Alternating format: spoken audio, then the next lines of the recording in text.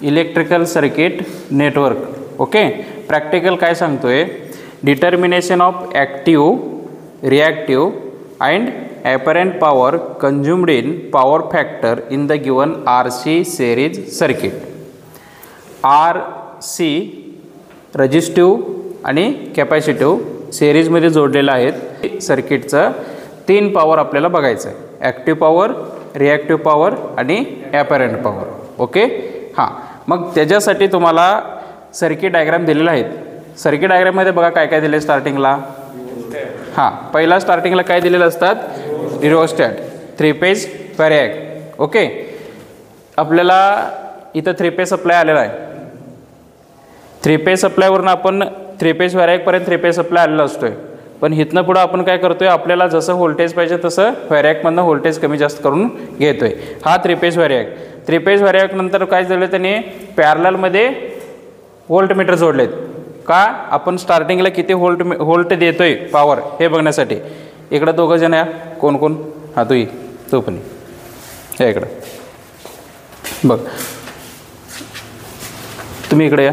Circuit निम्मा लोक आधी सर्किट बघा, परत निम्मा लोकांनी सर्किट बघा. इकडे या बघा. सर्किट डायग्राममध्ये काय दिलेत, पहिला व्होल्टमीटर दिलेत. कसं दिलेत, पॅरललला दिलेत. बरोबर आहे का. हे काय तुमचं व्होल्टमीटर, हे काय तुमचं ॲमीटर, ते काय वॅटमीटर. ओके. आणि हे कुठलं लोड आहे, कॅपॅसिटिव्ह लोड. हे कुठला लोड आहे, inductive load, resistive load, resistive आणि कॅपॅसिटिव्ह. ओके. हे सगळं तुमचं इन्स्ट्रुमेंट आहे. आता हे कसं जोडलेत, सर्किट डायग्राम बघा. पहिला काय दिलेत, सर्किट डायग्राम कसं सगळ्यांनी बघा रे. सर्किट कसं, हे धरतो, सर्किट कसं रीड करायचं बघा. स्टार्टिंगला जे काही सप्लाय दिलेलं आहे त्या सप्लायपासून कुठं जाते, एक कनेक्शन ॲमीटरला जातोय, एक पॉझिटिव्हचा, आणि निगेटिव्ह बघायचं नाही, निगेटिव्ह नंतर रिव्हर्स येतोय. ॲमीटरला जाण्याआधी तिथं अक्रॉसमध्ये व्होल्टमीटर दिलेत. बरोबर आहे का. म्हणजेच तुमचं 3 फेज व्हॅरिॲकचा positive to positive, negative to negative, एक पॅरलमध्ये काय जोडायचं, व्होल्टमीटर जोडायचं. हे बघा, आपण RYB 3 फेज आहेत, पण सध्याला आपण काय करू, गेल्या वेळी आपण Y वापरलं होतं, त्यावेळी आपण काय करूया, B वापरूया. बघा, Bचं एक पॉझिटिव्ह कुठं आले, व्होल्टमीटरला. किती व्होल्टमीटर वापरलं आपण, 300. का 300 वापरलं आपण, सिंगल फेज सप्लाय आपलं 230पेक्षा कमी असतं. ओके. हां बघा, 300 वापरलं आणि ह्याचं कॉमन कुठं जातं बघा, नेक्स्ट नेगेटिव्हला. म्हणजे व्होल्टमीटर तुम्ही अक्रॉसमध्ये जोडला. ओके. हां, त्याच्यानंतर बघा, जे आपण B जे घेतलो फेज कुठे गेले, ॲमीटरच्या पॉझिटिव्हला, आणि ॲमीटरच्या पॉझिटिव्हवरनं ॲमीटरचं निगेटिव्ह कुठे गेले बघा, वॅटमीटरच्या एमला. वॅटमीटरच्या एमला गेलं. हां, एम आणि एल हे इंटरनल कनेक्टेड असतोय. एम आणि सी आपल्याला काय करायचं आहे, शॉर्ट करायचं आहे. बघा, एम आणि सी आपण काय केलं, शॉर्ट केलं. आता तिथून पुढं एल पासून आरच्या पॉझिटिव्हला. हे बघा, वॅटमीटरच्या एल पासून रजिस्टिव्ह लोडच्या पॉझिटिव्हला. ओके. हां, तिथून पुढं आरचा निगेटिव्ह काय जातोय, आरचा निगेटिव्ह सीच्या पॉझिटिव्हला, आणि सीचा निगेटिव्ह कुठं आलं, आपलं सप्लायच्या निगेटिव्हला. बघा, हे सप्लायच्या निगेटिव्ह न्यूट्रलला आलं. पण वॅट इमिटरमध्ये व्ही एक फेज अजून राहतोय, व्ही राहिलं. बरोबर आहे का. ते व्ही कुठं जाते, निगेटिव्हला. हे बघ, व्ही कुठं गेले, निगेटिव्हला. तिथं पण व्ही आपण किती वापरलो आहे, 300. ओके. हां, तुम्ही थोडं साईडला सरका, तुम्ही अरे इकडं.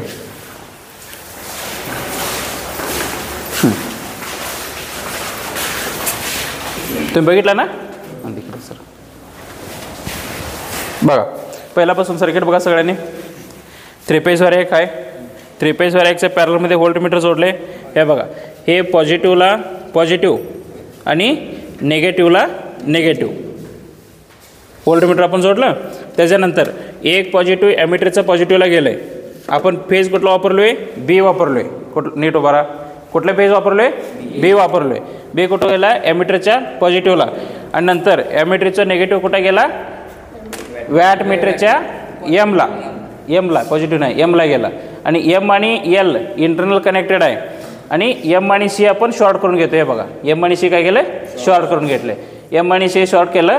आणि तिथनं पुढं एल जो आहे वॅटमीटरचा एल, हे रजिस्टिव्ह लोडच्या पॉझिटिव्हला गेला.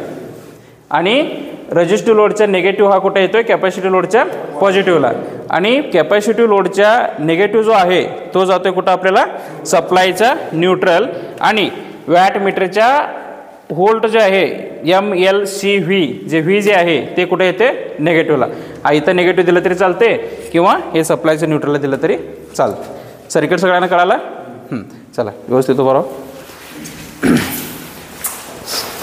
तिकडं सप्लाय ऑन करा सप्लाय ऑन करा ओके ऑन केलं मेन सप्लाय आपलं ऑन झाले हां त्याच्यानंतर आपण काय करूया इथलं सप्लाय ऑन करून घेऊया सप्लाय ऑन करण्याआधी आपलं सगळं केबल्स वायर कुठं टच झाले नाहीत का एवढं चेक करून घ्यायचं आणि ऑन करून घ्यायचं बघा सप्लाय ऑन झालं हां आता सध्याला इथं वॅट मीटरमध्ये काय व्होल्ट दाखवत आहेत का आपल्याला नाही दाखवत व्होल्ट मीटरमध्ये बघा आपण व्होल्ट थोडं थोडं वाढवायचं इकडे एक दोघं जण व्होल्ट वाढलेलं बघा इकडं रासगोंड येतो पण ये की तू पण बघा सप्लाय व्होल्टेज किती आहे ते सांगायचं मला पहिला व्होल्टेज आपण 150 घेणार आहे किती घेणार आहे 150 बघा कमी करायचं 150 सप्लाय व्होल्टेज सध्याला दिलं इकडे एक दोघं या हां दे ना हे याला पैसे एक दोघं जण थांबा इथे एक दोघं जण थांबा आणि हे मीटर पैसे दोघं या ओके हां चला इथं 150 आपण सप्लाय व्होल्टेज दिलं सर्किट आपलं हे बघा ऑब्झर्वेशन टेबल बघा सगळ्यांनी त्याच्यामध्ये काय दिलं ते एक नंबरला सिरियल नंबर 1 सप्लाय व्होल्टेज दिलेत का होय सप्लाय व्होल्टेज आपण 150 दिलं पुढं काय काय बघायचं आपल्याला करंट आणि पॉवर बघायचं ओके हां आता इथं सप्लाय व्होल्टेज दिलेलं आपल्याला दिसते करंट आणि आपल्याला पॉवर कधी दिसणार आहेत ह्या दोन्ही लोडला आपण लोड दिल्यानंतर ओके लोडपासून थोडं लांब सरका बघा आपण थोडं थोडं काय करूया लोड वाढवून घेऊया बल लागलेलं सांगा मला लागलेत ते 2च लावल्यानंतर आपल्याला जास्त दिसणार पण 4 केल्यानंतर ते काय होते पॉवर कमी होते बघा आता कसं वाढते तर मला सांगा रिप्लाय द्या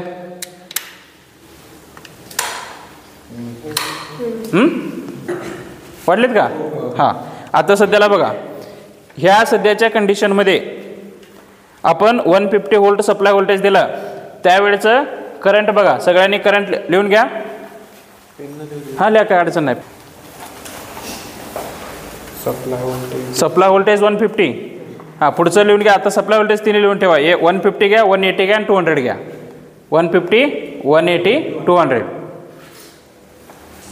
ओके त्यावेळी करंट घ्या 1.6 150ला 1.6 करंट घ्या आणि पॉवर घ्या 38 ओके नेक्स्ट सेकंड रीडिंग घ्या 180चं 180 त्यावेळी करंट घ्या 1.7 आणि पॉवर 55 आता इथं काय फरक झाले दोन्हीमध्ये वाढले ना हां आता तिसरं रीडिंग 200चं व्होल्टेज 200 व्होल्ट घ्या त्यावेळी करंट घ्या 2 एम्पियर आणि पॉवर 65 हे बघा तिन्ही रीडिंग घेतला तुम्ही हा सध्याचा कंडिशन जो आहे हे थर्ड रीडिंगचा आहे किती 200 व्होल्ट आपण काय दिले व्होल्टेज दिलं त्यावेळी करंट आपल्याला 2 एम्पियर मिळाला आणि पॉवर 65 वॅट ओके हां ह्या कंडिशनमध्ये आपल्याला जास्त वेळ काय करायचं नाही लोड चालूमध्ये ठेवायचं नाही रीडिंग झालं की आपण ऑफ करून घ्यायचं बघा एकदम ऑफ करायचं का नाही काय करायचं लोड कमी करून घ्यायचं बघा काय इफेक्ट झाले मला सांगा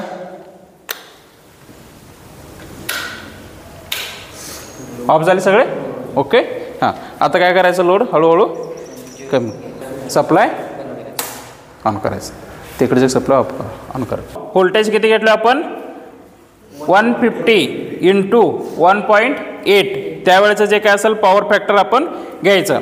त्याच्यानंतर येतोय फेज अँगल. कसं काढायचं phi, cos phi is equal to, समजा तुमचं 0.8 आला, समजा 0.8 जर तुमचं कॉस फाय आला तर फाय कसं करणार, phi is equal to cos inverse of 0.8. आता हे पॉवर फॅक्टर तुम्हाला 1, 2, 3 आलेलं असतात, तिथं काय करायचं पुढं फेज अँगल 1, फेज अँगल 2 आणि फेज अँगल 3 ते कॅल्क्युलेशन करणे. त्याच्यानंतर reactive power Q is equal to V I sine phi. V कुठलं वापरायचं, दिलेलं सप्लाय व्होल्टेज, आय कुठलं वापरायचं, ॲमिटरचं रिडिंग, आणि साईन फाय कुठलं वापरायचं, फेज अँगल, सेकंड टर्ममध्ये काढलेलं फेज अँगल. त्याच्यानंतर apparent power S is equal to V I, voltage into current, voltage supply voltage आणि करंट, ह्या गोष्टी करायचं. आणि त्याच्यानंतर रिमार्क, रिझल्ट आणि कन्क्लुजन, रिझल्ट आणि कन्क्लुजन लिहायचं. त्याच्यानंतर बघा क्वेश्चन्स काय दिले, टोटल 4 क्वेश्चन दिले, 4 पैकी 2 क्वेश्चनचं प्रॉपर आन्सर रेटिंग त्याच्यामध्ये असायला पाहिजे. पहिला क्वेश्चन काय सांगते, draw impedance triangle and power triangle of series RC circuit. तुम्हाला नोट्समध्ये RC सिरीज सर्किटचं इम्पिडन्स ट्रायंगल पण दिले, पॉवर ट्रायंगल पण दिले, ते व्यवस्थित रिप्रेझेंटेशन व्हायला पाहिजे. त्याच्यानंतर दुसरा क्वेश्चन आहे, draw power triangle with scale of any 1 reading. ते सुद्धा नोट्समध्ये तुम्हाला दिलेलं आहे, त्या हिशोबाने तुम्ही मॅन्युअली हे पूर्ण करून घ्यायचं. इथे तुमचं इलेक्ट्रिकल सर्किट नेटवर्क सब्जेक्टमधला 7th practical, determination of active, reactive आणि apparent power consumed in power factor of given RC series circuit, RC सिरीजमध्ये जोडलेलं ह्या सर्किटचं 3 पॉवर फॅक्टर मोजायचं प्रॅक्टिकल संपलेलं आहे. कोणाला काय अडचण असेल तर विचारा.